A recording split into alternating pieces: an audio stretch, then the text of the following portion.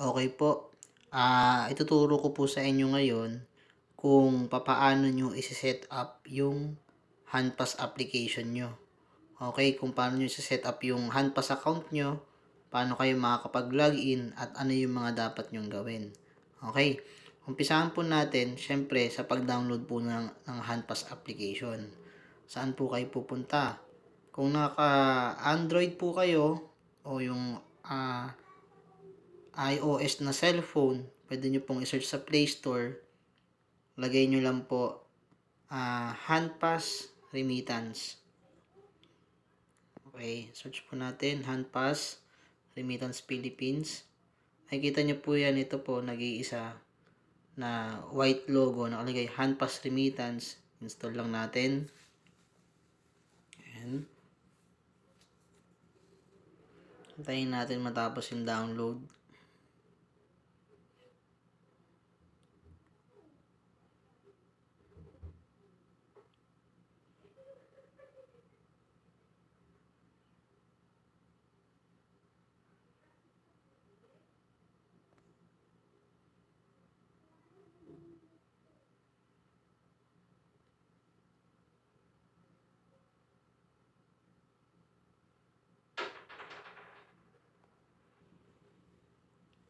Pag natapos na po yung pag-download, mga ma'am and sir, pindutin nyo lang po yung open. Siyempre magbubukas na po yung HandPass application natin. Ang advice ko po sa inyo, instead na Tagalog, mas madali siyang maintindihan kung ito pipiliin nyo. Yung English. Okay, ito po, English. Ayan, continue. Okay lang. While using the app. Allow.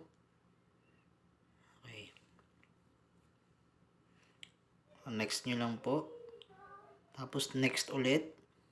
Tapos start. Ayan. Okay po. Ito na po yung itsura ng HandPass application. Pero hindi po ibig sabihin nakalagin na yung account nyo. Pipindutin nyo po yung please log in to continue.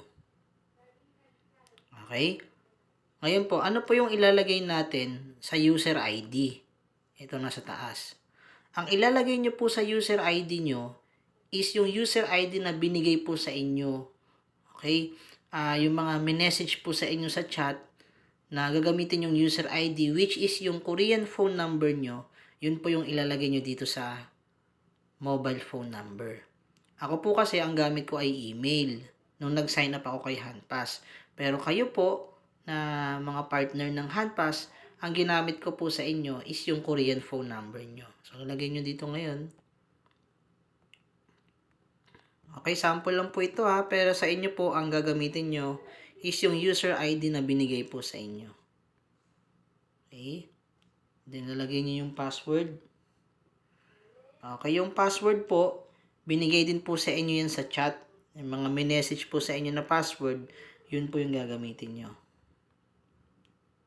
Okay.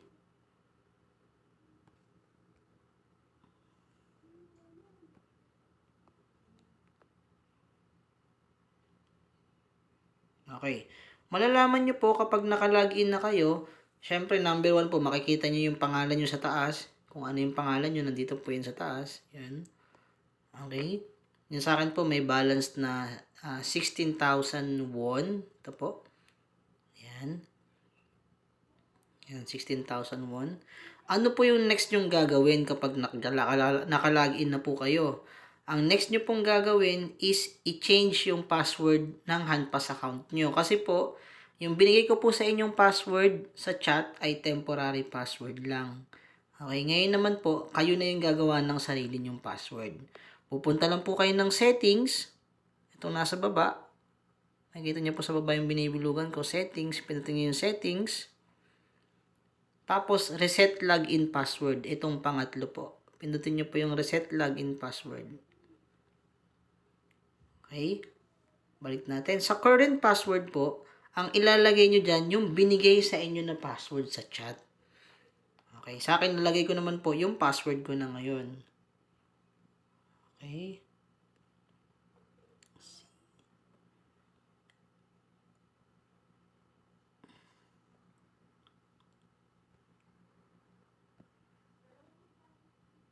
Okay lang. Sa new password po at saka sa confirm password, dapat po 10 characters lang ang ilalagay nyo.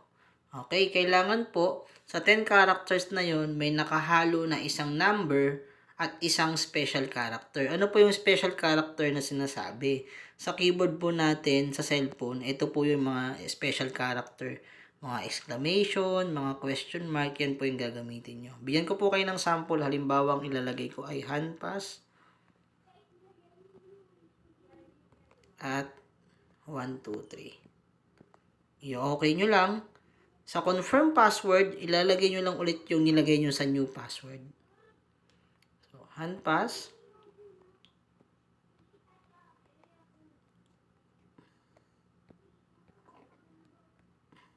Tapos, continue lang po. Mapapansin nyo po nakalagay, your password has been updated. Pindutin nyo lang po yung done. Yan po. Balik lang kayo sa pinakauna. Ayan na po yung handpass application nyo. Nakaset up na po yan, nakalagin na po yan. Okay? Papaliwanag ko lang po ulit. Kahit po hindi gumagana yung Korean SIM card natin or hindi gumagana yung inyong mga SIM card, walang data, hindi matawagan, hindi makapag-text, basta meron po kayong internet connection, okay, nakakonect po sa internet ang mga cellphone nyo, gagana po ang handpass application nyo. Makakapagpadala pa din po kayo mga sir. Okay? Hanggang dito po muna, no, yung kung paano po natin ilalagin at kung paano tayo makakapag-change password sa handpass application po natin. Okay? Salamat po.